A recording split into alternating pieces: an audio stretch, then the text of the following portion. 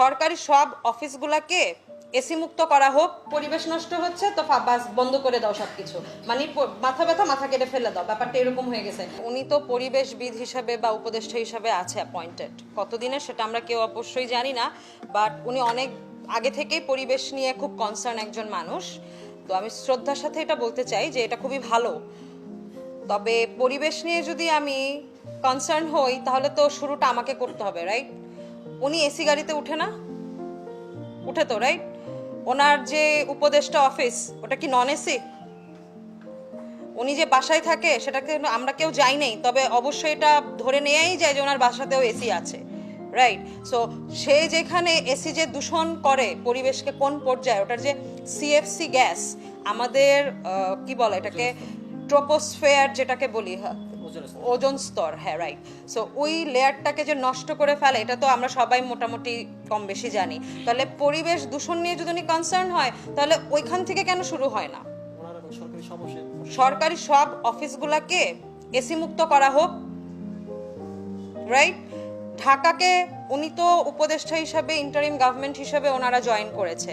So আমার কথা হচ্ছে ওনারা তো পার্মানেন্ট গভর্নমেন্ট না আমাদের দেশের, ওনারা হচ্ছে ফর সাম রিজন দেশের এই ক্রান্তিকালে তাদেরকে একটা অ্যাপয়েন্টমেন্ট দেয়া হয়েছে to have a control over the situation at the moment. তো এখানে এসে আমার সর্বপ্রথম কথা হচ্ছে যদি আমি শুরু করতে যাই পরিবেশ দিয়ে, আমি ঢাকাকে যদি ফার্স্ট টার্গেট করি, বিশ্বের কিছুদিন আগে একটা প্রতিবেদন আমি পড়েছি, দ্বিতীয়তম দূষণ সিটি, পলিউটেড সিটি যেটাকে বলি আমরা, দ্বিতীয়তম হচ্ছে ঢাকা, প্রথম হচ্ছে পাকিস্তানের করাচি, দ্বিতীয় ঢাকা। তো আপনারা বুঝতে পারছেন যে যদি আমার দূষণ মুক্ত এবং পরিবেশ নিয়ে আমি চিন্তাই করি তাহলে তো আমাকে ঢাকাকে আগে ফোকাস করতে হবে, রাইট? ঢাকাটা হচ্ছে আমাদের কেন্দ্রস্থল, মানে একটা আমরা মানুষের বডিতে, মানব দেহের মধ্যে যেরকম হার্ট হচ্ছে আমাদের অনেক ইম্পর্টেন্ট একটা পার্ট, ঠিক একইভাবে কিন্তু প্রত্যেকটা দেশের একটা কেন্দ্র বা এটাকে কি বলা হয়, হার্ট থাকে হচ্ছে সিটি। তো এইখান থেকে এত মানুষের জীবনযাত্রা চলমান, এই জায়গাটাকে তো আগে সুস্থ করতে হবে। আপনি ঢাকার চারপাশে যে নদীগুলো আছে সেগুলোর কি অবস্থা আপনারা তো নিশ্চয়ই এটুকু অবগত, রাইট? বুড়িগঙ্গার কি অবস্থা, ওইদিকে তুরাগ আছে, তারপরে হচ্ছে বসিলা আছে। তো এই যে নদীগুলোর যে বাজে অবস্থা, হ্যাঁ, এই জায়গাগুলোকে কেন ফোকাস করা হচ্ছে না? তারপরে হচ্ছে অবৈধভাবে যে ওই যে কি বলা হয় এটাকে, বিল্ডিংস, দোকানপাট যা খাল দখল করে করা হচ্ছে, এগুলো তো ফোকাস করতে পারে তো, রাইট? তারপরে হ্যাঁ, নদীর মধ্যে যেই জিনিসগুলো ঘটছে, যে বালি উঠাই ফেলতেছে না, পাথর উঠাই ফেলতেছে, এই ব্যাপারগুলো নিয়েও ফোকাস করতে পারে। তো ওইটা না করে উনি আসার তো আজকে 3 মাস, সো উনি এসেই সর্বপ্রথম কেন সেন্ট মার্টিনস অ্যান্ড ট্যুরিজম সেক্টরটাকেই টার্গেট করা হলো? আমরা তো শত্রু না নিশ্চয়ই, উনিও আমাদের শত্রু না, আমরাও ওনার শত্রু না। উনি একজন উপদেষ্টা হিসেবে খুব সুন্দরভাবে একটা এরকম, মানে কি বলবো, একটা sensitive situation of Bangladesh at the moment, এই টাইমে উনি আর ওনার পুরো টিমটা, মানে আমাদের উপদেষ্টা ডক্টর মোহাম্মদ ইউনূসের ফুল টিমটা এখন আমাদের দেশের জন্য কাজ করছে।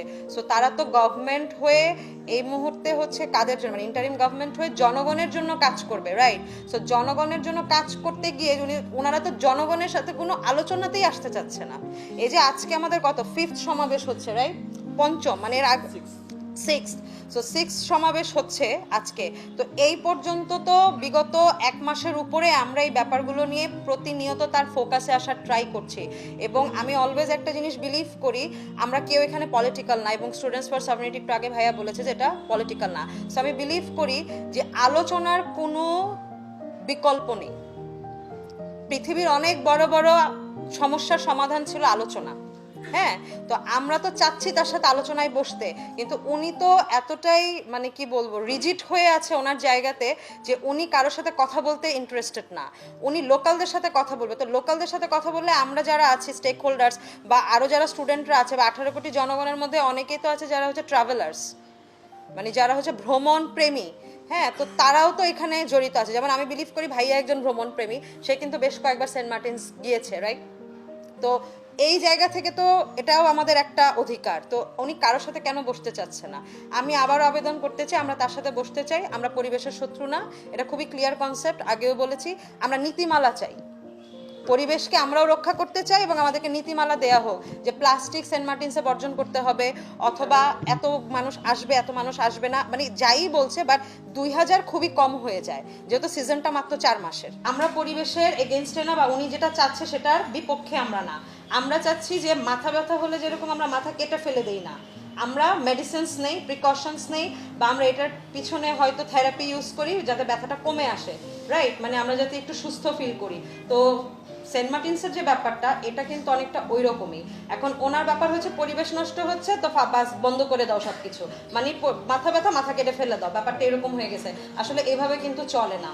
উনি একটা দেশের উপদেষ্টার দায়িত্ব নিয়েছে, তো পরিবেশের যেহেতু উনি দায়িত্বটা নিয়েছে, ওনাকে ভাবতে হবে যে এই পরিবেশের সাথে কয় লাখ মানুষ জড়িত, এই মানুষগুলোর রিজিকের কি হবে, এই মানুষগুলার প্রতিদিনের যে জীবিকা নির্বাহ হয় তার কি হবে। আর স্টেক হোল্ডার্স যারা, তারাও তো আসলে ভেসে আসে নাই, তারাও এই দেশেরই নাগরিক, বা এরা এই দেশের, মানে এই দেশের শত্রু বা ওনার শত্রু, ব্যাপারটা কিন্তু এরকম কিছু না।